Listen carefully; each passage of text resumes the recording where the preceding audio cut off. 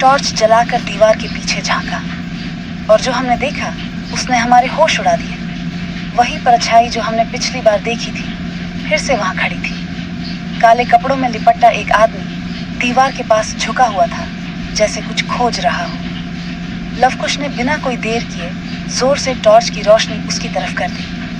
उस आदमी ने तुरंत भागने की कोशिश की, लेकिन इस बार लवकुश पूरी तैयारी में था। अर्चना, घर के अंदर जाओ और पापा को बुलाओ। लेकिन मैं वहां से हिल भी नहीं पाई। मैं जानना चाहती थी कि यह रहस्य क्या था। लवकुश ने तेजी से उस आदमी का पीछा किया।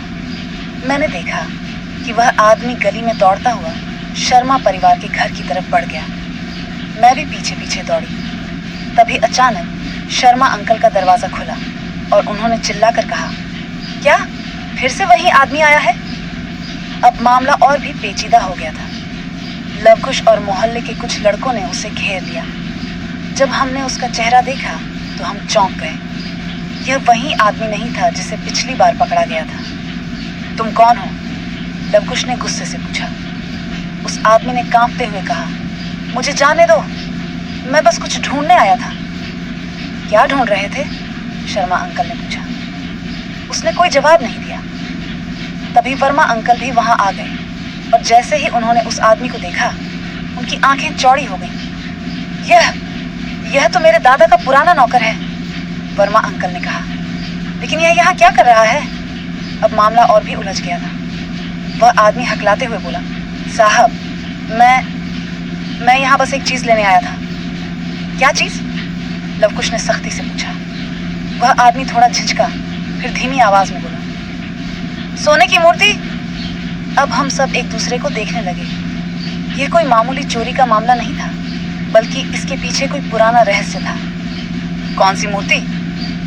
शर्मा अंकल ने पूछा। उस आदमी ने कांपते हुए बताया कि बहुत साल पहले वर्मा परिवार के दादाजी ने एक पुरानी सोने की मूर्ति अपने आंगन में जमीन के नीचे छिपाई थी। लेकिन यह बात किसी को नहीं बताई गई थी। समय के साथ यह राज कहीं खो गया। लेकिन यह आदमी जो उनके पुराने नौकरों में से एक था, इस बारे में जानता था। मुझे यकीन था कि वह मूर्ति यहीं कहीं दबी हुई है। मैं उसे निकालकर बेचना चाहता था, उसने कहा। पुलिस बुलाई गई और उसे पकड़ कर ले जाया गया। उस रात के बाद हमारे मोहल्ले की वह रहस्यमयी घटनाएं बंद हो गई। लेकिन हमारे लिए यह एक सीख थी। हर रहस्य के पीछे कोई न कोई कहानी होती है और कभी कभी वह हमारी सोच से भी ज्यादा रोमांचक होती है। मैंने लवकुश की तरफ देखा। वह मुस्कुरा रहा था, जैसे कह रहा हो, देखा, तुम्हारी हिम्मत भी कम नहीं है। उस रात के बाद सब कुछ सामान्य होने लगा था, लेकिन मेरे और लवकुश के रिश्ते में एक नया एहसास आ गया था। वह पहले से ज्यादा मेरी फिक्र करने लगा था और मैं भी उसकी छोटी छोटी बातों पर ध्यान देने लगी थी। एक शाम हम दोनों छत पर बैठे थे। ठंडी हवा चल रही थी और आसमान में चांद हल्का सा चमक रहा था। लवकुश अपनी किताब पढ़ रहा था और मैं बस चुपचाप उसे देख रही थी। क्या हुआ अर्चना? उसने अचानक पूछा। कुछ नहीं, मैंने जल्दी से नजरें हटा ली। झूठ मत बोलो, तुम कुछ सोच रही हो, उसने मुस्कुराते हुए कहा। मैंने गहरी सांस ली और कहा, भैया, क्या तुम्हें कभी ऐसा लगता है कि कोई रिश्ता सिर्फ खून का नहीं होता, बल्कि उससे भी गहरा होता है? लवकुश थोड़ी देर चुप रहा, फिर धीरे से बोला, हाँ, कुछ रिश्ते दिल से बनते हैं, जिनमें कोई शर्त नहीं होती, बस एक दूसरे का साथ सबसे जरूरी होता है। मैंने उसकी आंखों में देखा।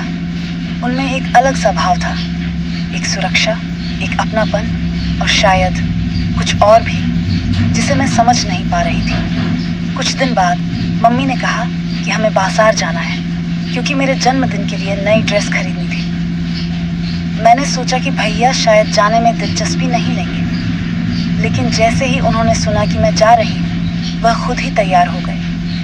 बाजार में बहुत भीड़ थी। मैं एक दुकान से दूसरी दुकान तक घूम रही थी, लेकिन कोई भी ड्रेस पसंद नहीं आ रही थी। लवकुश चुपचाप मेरे साथ चल रहा था। तुम इतनी कंफ्यूज क्यों हो? उसने अचानक पूछा। कुछ समझ नहीं आ रहा कि कौन सी ड्रेस अच्छी लगेगी, मैंने कहा। वह हल्का सा मुस्कुराया, फिर एक दुकान में घुस गया। कुछ मिनटों बाद वह एक खूबसूरत पिंक और सिल्वर कलर की ड्रेस लेकर आया। यह कैसी है? उसने मेरी तरफ बढ़ाते हुए पूछा। मैंने ड्रेस देखी और सच में ये परफेक्ट थी।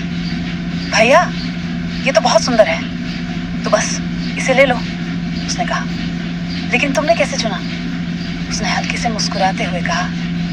क्योंकि मुझे पता है कि तुम्हें क्या पसंद है। उसकी यह बात मेरे दिल को छू गई। शॉपिंग के उस दिन के बाद मैं अंदर ही अंदर कुछ अजीब सा महसूस करने लगी थी। लवकुश का मेरे लिए यूं ख्याल रखना, मेरी पसंद नापसंद को मुझसे बेहतर समझना और उसकी आंखों में वह खास चमक, ये सब कुछ नया था। उस रात जब सब सो चुके थे, मैं छत पर अकेले बैठी थी। हल्की ठंडी हवा चल रही थी और चांद की रोशनी पूरे आंगन में बिखरी हुई थी। तभी सीढ़ियों से हल्की आहट आई। मैंने मुड़कर देखा, लवकुश आ रहा था। नींद नहीं आ रही? उसने धीरे से पूछा। नहीं, बस ऐसे ही, मैंने हल्की मुस्कान के साथ कहा। वह मेरे पास आकर बैठ गया। कुछ देर तक दोनों चुपचाप आसमान को देखते रहे। अर्चना, तुम्हें कभी ऐसा लगता है कि कुछ रिश्ते दुनिया की नजरों में एक नाम के होते हैं, लेकिन असल में वे उससे कहीं ज्यादा होते हैं? मैंने चौंक कर उसकी तरफ देखा। यही सवाल तो मैं भी खुद से पूछ रही थी। मतलब? मैंने धीरे से पूछा। वह थोड़ा झिझका, फिर धीमे से बोला, मतलब जैसे हम भाई बहन हैं, लेकिन मुझे हमेशा ऐसा क्यों लगता है कि यह रिश्ता सिर्फ इसी नाम तक सीमित नहीं है। मेरा दिल तेजी से धड़कने लगा।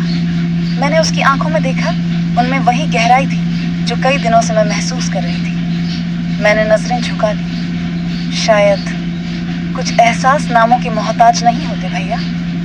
लवकुश हल्का सा मुस्कुराया, फिर मेरी तरफ देखा। तुम्हें पता है, जब पिछली बार वह चोर हमारे घर आया था, तब मुझे गुस्से से ज्यादा डर लगा था। डर कि कहीं तुम्हें कुछ हो न जाए। मैं समझ नहीं पा रहा था कि यह डर सिर्फ भाई का था या कुछ और। मैं चुप रही। जब तुम परेशान होती हो तो मुझे बेचैनी होती है। जब तुम हंसती हो तो लगता है कि दुनिया सबसे खूबसूरत जगह है, और जब तुम पास होती हो तो लगता है कि बस यही मेरी दुनिया है, लवकुश ने धीमे से कहा। उसकी बातें सुनकर मेरी आंखें हल्की सी नम हो गईं। भैया, अगर यही प्यार होता है तो शायद यह दुनिया के हर रिश्ते से अलग होता है। ऐसा जिसे नाम की जरूरत नहीं होती, बस एहसास ही काफी होते हैं। उसने धीरे से मेरा हाथ थाम लिया। हाँ, और मैं चाहता हूँ कि यह एहसास हमेशा ऐसा ही रहे, बिना किसी शर्त के, बिना किसी नाम